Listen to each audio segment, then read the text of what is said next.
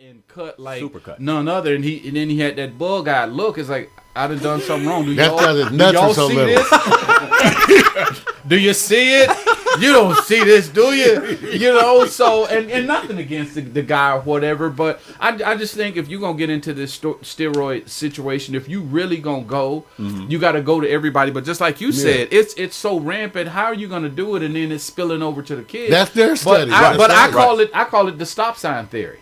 Okay, what is that? The corner that people been getting hit. People done got hurt, and then say, "Oh, well, that's that cone up there. That's the killing corner." Well, Junior and them back in '62 got hit. His cousin got hit in '74, whatever. But let the governor, one of the congressmen, or the president's third sister-in-law get all of a sudden it's a news thing, and they planting a stop sign. And that's what goes on. We got a knee-jerk society. Yeah, and the like crack cocaine, no one heard about it to hit the white community. No, yeah, exactly. Of course. And then that boy Rick, what's his name? Ricky, Freeway. Yeah, Freeway. Oh, when he sat there, when I looked at that documentary on that and how it was brought in and what he did and who he was connected with, it was like, unbelievable. Whoa, wait a minute. I mean, I had a small story, and like Bobby said, if I got something to say, I'm gonna say it. Go on there, Howard. We ready, Howard. My ex managers, when I was in Night Flight back in the day, were some of the largest drug dealers in the United States. Huh. Only one of them went to jail. The other one didn't go to jail. Went to Congress, huh? Yeah. And it's about money. And God, I hate to even say this. This is 2011. And we still talking about the color. Yeah. It should be gone. Not with what we have contributed as entertainers, as politicians, or whatever to this society, the fabric of this society that we are sitting here still discussing colors and our pants hanging and people putting things in their back pocket and whatnot, running and stolen. Well, how much money you making? What? And you crying in the back of the police car and Hilton and come on, what are we talking about? Yeah. What are we really talking about? Yeah, let's talk about some new stuff from LTD. There you know go. what I'm saying? And I'm afraid of the news. Yeah, I'm really afraid of it because what are we really talking about? What is really going on? If there was no music, what would we really be talking about? You know what I mean? Y'all, can I get a co-host? a co-host? There we go. No, because music, that's right. That's why some diversions are wonderful and helpful, and music remains one of those. Yes, it keeps does. you from kicking somebody's ass sometimes. Yeah, you ready to kick some? Go play LTD. We both deserve each other. There's some, jam. All of a sudden, you say, "Okay, I'm gonna go sit down." Okay, all right, but you know what? I have to bring the real, and here's the real too. Look, we're in a society that progressively is moving in an area where kids and youngsters are growing up with what they call the escalation of media content. They're being heard. It's such a landscape change. I'm not going to tell you when I was born, the Korean War, sometime in there. But anyway, the bottom line is... In a manger, though, right? I heard. In a manger. It's going around. See, you guys don't understand. If we turned on the cameras when we're not on the air, you guys would just trip. It's more than this. It's way more I'm than just trying to set the record straight.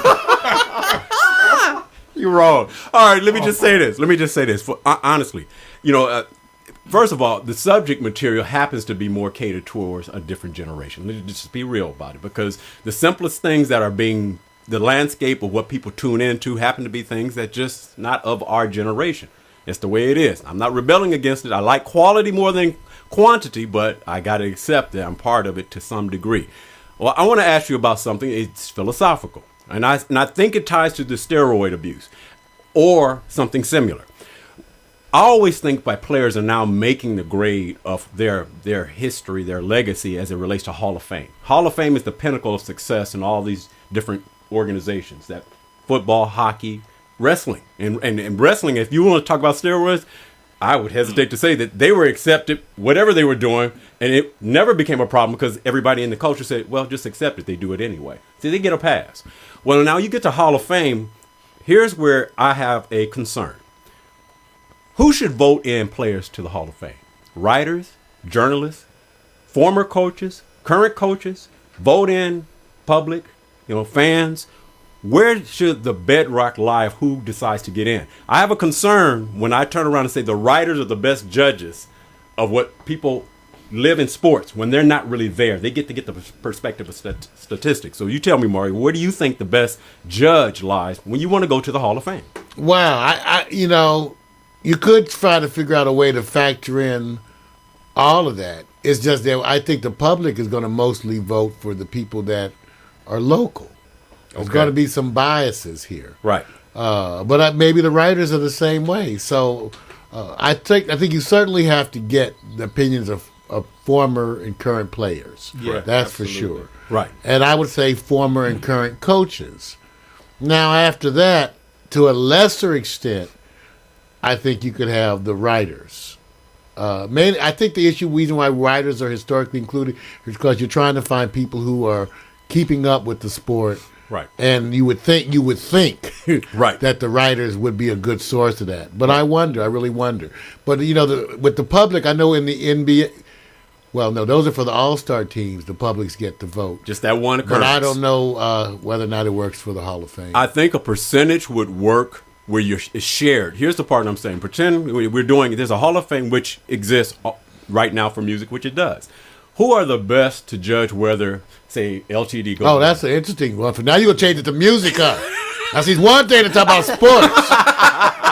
Well, see, I'm trying to do now, the see, I correlation. think by my album collection, I should get a vote. Yeah, well, you I get know, one. I've seen all of them. But you know what? You left out something. What? It's called the Rock and Roll That's Hall of Fame. Yeah. Oh, yeah. And it doesn't. And the only reason, because I read some information just recently about that, is that you have to have contributed something to rock and roll. So was it really designed for? And I hate to use the U word. Was it really designed for us? Well, they keep redefining rock and roll because you see they keep putting in the rock and roll art. Yeah, they're gonna put Gladys Knight and the Pips in a minute. It's not really rock and roll. No, it's not rock and roll. But how do you salute? How do you salute icons? Do you leave it up to the public? Do you leave it up? Or who sets the criteria for that? Who are they? Who is voting? Because what happens to when you talk about jazz? Just take a small. Right. Thank you, Howard. When you talk Howard. about the journeyman of the industry. And Howard too. When I was first getting introduced to jazz, really loving jazz, somebody told me, "Well, those people aren't really jazz." At the time, I was Donald Byrd and Bob James and Grover Washington. Yeah. They gave them hell.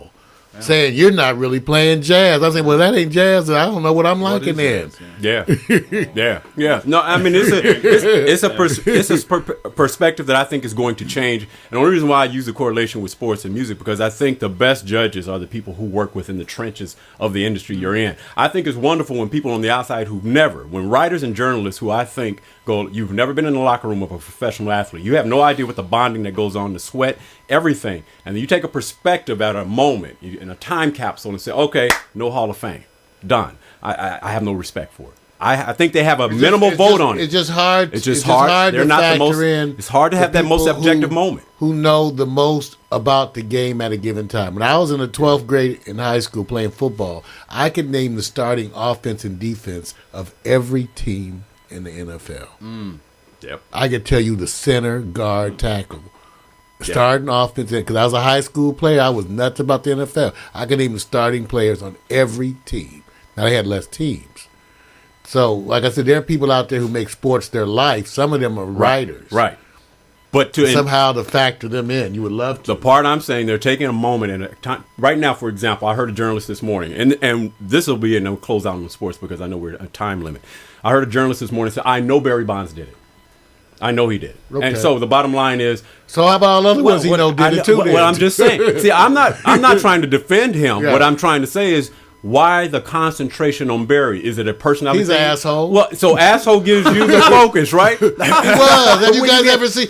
You know what, Barry Bonds? Let me tell you something. I was one of the brothers that tried to like him. Some cats, no matter whatever, the more they talk, the more you kind of like start easing your seat.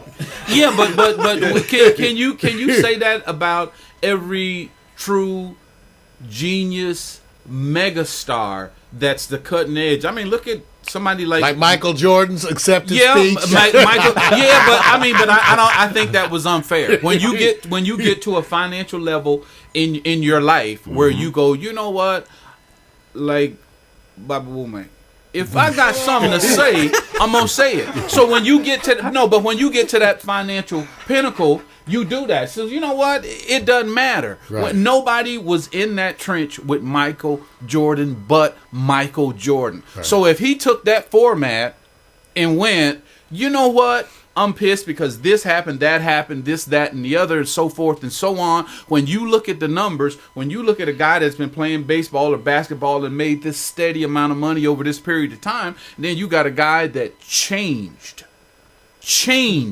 basketball. Yep. And then he only got paid what he should have got paid the last 2 years of him playing with the Bulls. Right. At what point do you sit there and say that I'm still a multimillionaire, I'll never work again, my kids will never work again, and I'm iconic and I'm on a pair of tennis shoes? Yeah. What would you say when you step up to the thing? I'm gonna wear the loudest color suit. Well, you got to embrace. Okay, you got to embrace what got you there. I mean, many of us can say that racism, as much as it bothered us, tortured us, in a lot of ways, it made a bunch of us stronger and better individuals. That doesn't mean I condone racism or want racism in the world. But there is no question that going into the makeup of individuals like myself, coming up through the 60s and all that racism, did affect you as men. So, in a good way or a bad way? A lot of us in a good way, in a sense it made us stronger. Okay, but what are you... many of us in a bad way. But what are you defending? That it was okay, that, you know, no, I'm just saying it's hard. I think as you get older, you learn to embrace what you went through as part of your journey. That doesn't make it a good or a bad. Okay. It just is what got you there. It's just like the oppression that led so much to used to be the strength of the black family. My mother talks about how the black community, how we looked out for one another. When you traveled and where you went, you could find people always to take you in, to point you the right way.